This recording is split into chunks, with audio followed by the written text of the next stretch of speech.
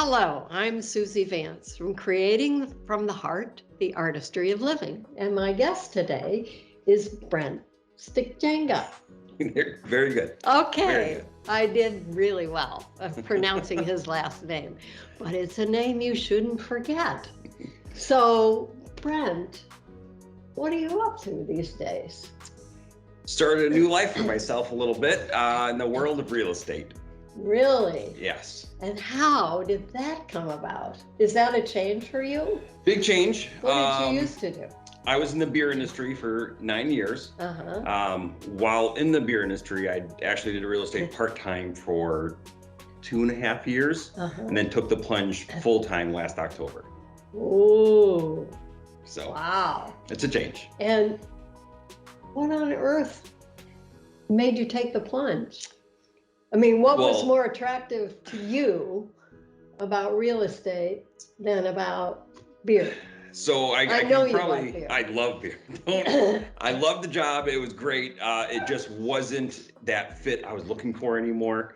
I've always been in real estate my entire life, just, always searching on the Zillows and the apps and looking what the home values are and the remodel shows. It's just something, but I've never had a job in which I liked those shows that are on those particular channels for.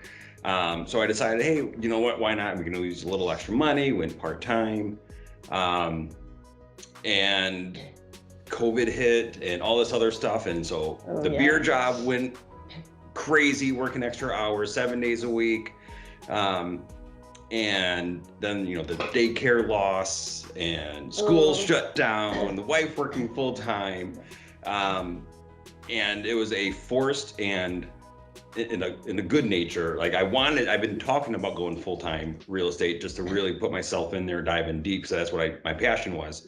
But then it was also kind of that forced time to where we had to figure out what we're gonna do with our family, and we couldn't do it while working full-time. There was no one else around. So you have 2 kids? 2 kids. Two kids at home? At home. So Under they were 12? 7 and 5 at the time. Oh my God. So it was nerve-wracking on many scenarios, because I was the one with the insurance. I had the most money coming in, but we had to make a change. And so you did something near and dear to your heart. Yes. You didn't go do something else stupid. No. Many people would say this was stupid, including my wife. Really? That she didn't want it to happen, but she knew I had to give it a chance. Yeah.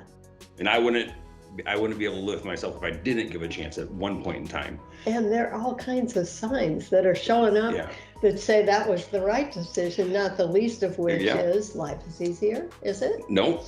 No. Life's never easier, but it is more fun. There you go. There you go. That's for sure.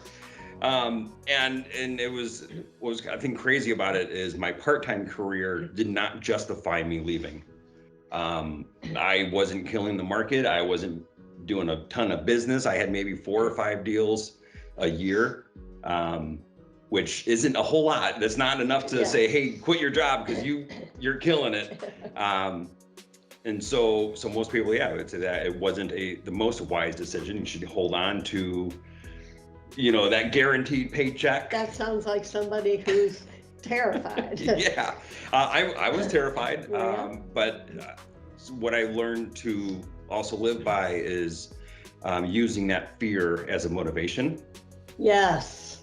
So that's also what it is, because I had a lot on my plate now. I kind of half went to a part-time dad, full-time realtor. There you go. So it was wild. And there have been a few significant signs that it was the right decision, right? Oh, yeah. Give me a couple.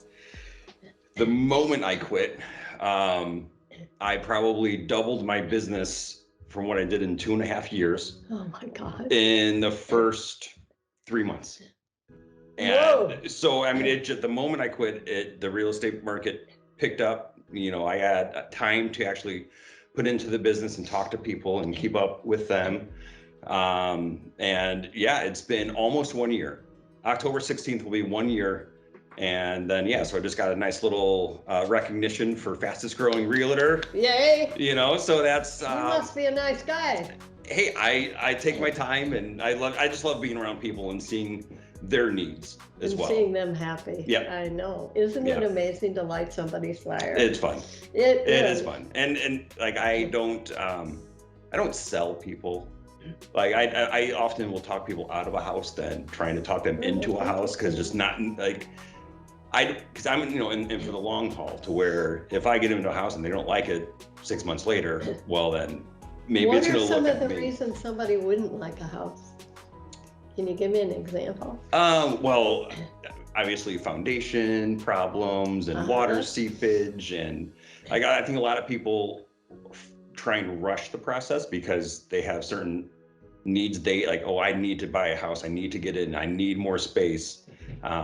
But then they'll say yes to things maybe they shouldn't have, because maybe it's, you know, their bucket list of what they want is, you know, call it a 2-car garage, and now this one doesn't even have a garage sometimes, like, you know, so right. But they'll like, oh, well, at the meantime, when their emotions are high, well, let's just take it. I'm like, hey, just think about it, you know, don't get into it, because 6 months down the road, you're in here now, damn, that garage would have been nice, you know. And it always comes up, something always comes up of what they want to see and what they want and all their needs, and at least 9 out of 10, you know, of their things on their list. It's funny dealing with people. Yeah. And it's really good to slow them down and get them to think through everything, because then they're happy in the long run. Yeah, whether it's the location and school districts, or like really looking at the whole picture and not just even the house sometimes. Yeah. You know, resale value 10 years down the road, if they, you know, this is just their beginner home, and just kind of like setting them up and